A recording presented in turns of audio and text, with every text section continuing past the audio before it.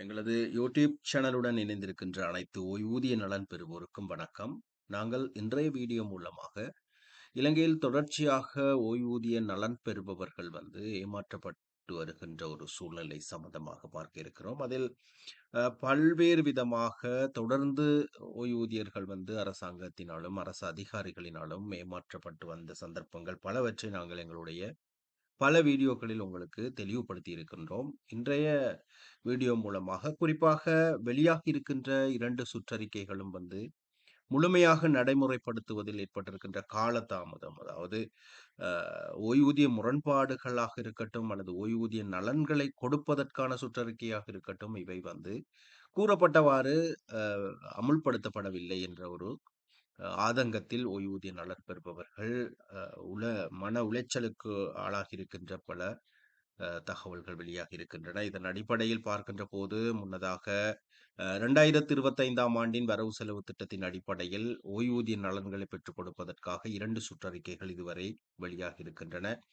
இதில் குறிப்பாக 2020 1/1க்கு முன்பு ஓய்வு பெற்றவர்களுக்கு 3 கட்டங்களாக ஓய்வூதிய நலன்களை பெற்றுக் கொடுப்பதற்காக வெளியிடப்பட்ட சுற்றறிக்கையானது, இதனுடைய முதலாவது கொடுப்பனவுகள் நலன்கள் ஜூலை மாதம் 9ஆம் திகதி வழங்கப்படும் என கூறப்பட்டிருந்தது.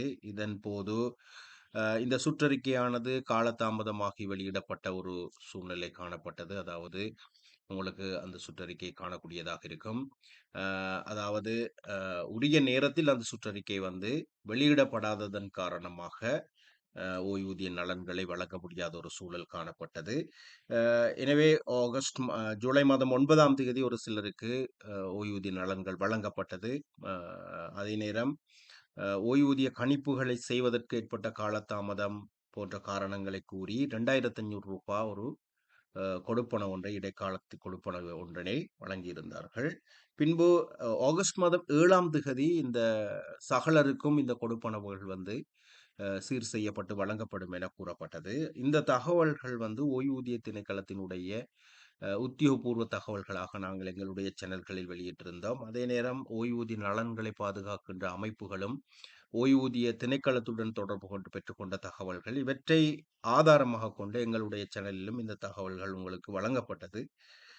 ஆகஸ்ட் மாதம் 7ஆம் தேதி வழங்குவதாக கூறப்பட்ட ஓய்வூதிய நலன்களும் முழுமையாக வழங்கப்படாத ஒரு சூழல் ஏற்பட்டிருக்கிறது. ஒரு சிலருக்கு மாத்திரமே அந்த ஓய்வூதிய உரிய கொடுப்பனவுகள் வழங்கப்பட்டிருக்கிறது. தொடர்ச்சியாக அந்த ரூ. 2,500 கொடுப்பனவு ஒன்று இந்த மாதமும் அவருடைய கணக்குகளில் வைப்பு செய்யப்பட்டிருக்கிறது.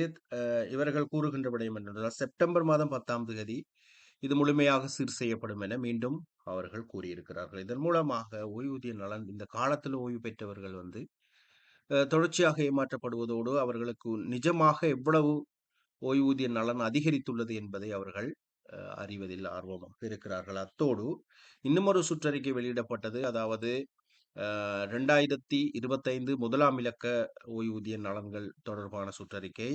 இதன் போதும் இந்த சுற்றறிக்கையும் சொல்லப்பட்டவாறு இதுவரை நடைமுறைப்படுத்தப்படவில்லை. இந்த சுற்றறிக்கையின் அடிப்படையில் 2025ஆம் ஆண்டு காலத்தில் ஓய்வு பெற்றோருக்கு ஜூலை மாதத்தில் இருந்து 2027 சம்பளத்தை அடிப்படையாக கொண்டு ஓய்வூதிய நலன்கள் வழங்கப்பட்டிருக்க வேண்டும். அந்த கணிப்புகளோ அல்லது நலன்களோ இதுவரை அமுல்படுத்தப்படவில்லை என்ற ஒரு சூழலும் காணப்படுகிறது. எனவே இறுதியாக மிக அண்மையில் ஓய்வு பெற்றவர்கள் கூட தொடர்ச்சியாக மன உளைச்சலுக்கு ஆளாகி வருகின்ற சூழ்நிலை காணப்படுகிறது. இந்த செயற்பாடுகளானது ஓய்வூதிய திணைக்களம் மற்றும் பிரதேச செயலகங்களில் இயங்குகின்ற ஓய்வூதிய செயற்பாடுகளுக்கு பொறுப்பான பிரிவு ஆகியன இதனை ஒன்றிணைந்து மேற்கொள்ள வேண்டும். இதில் ஏற்படுகின்ற காலதாமதங்கள், இதுக்கான காரணங்களை நாங்கள் பார்ப்போமாக இருந்தால், இந்த 2 நிறுவனங்களிலும் இந்த செயற்பாடுகளுக்கு கூடிய அக்கறை செலுத்தப்படாத ஒரு சூழல் காணப்படுகின்றமை. அதே நேரத்தில் சுற்றறிக்கைகள் உரிய நேரத்தில் வெளியிடப்படாதிருக்கின்ற சூழ்நிலைகள்,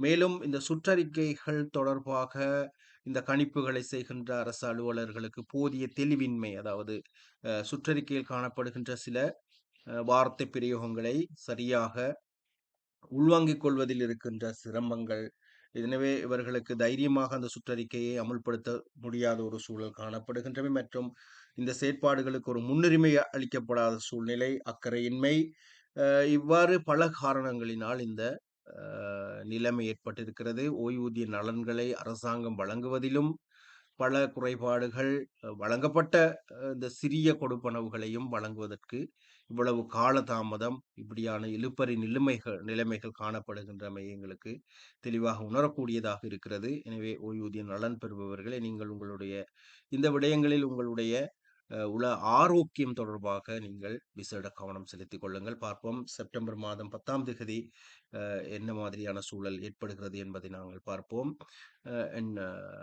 இது சம்பந்தமாக மேலதிகமான புதிய தகவல்கள் கிடைக்கப்பெறுகின்ற போது அவற்றை நாங்கள் வழங்குவதற்கு தயாராக இருக்கின்றோம்.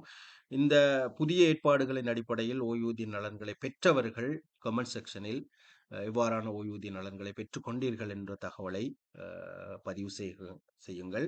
நாங்கள் மேலும் ஒரு தகவலில் உங்களை சந்திக்கின்றோம். நன்றி, வணக்கம்.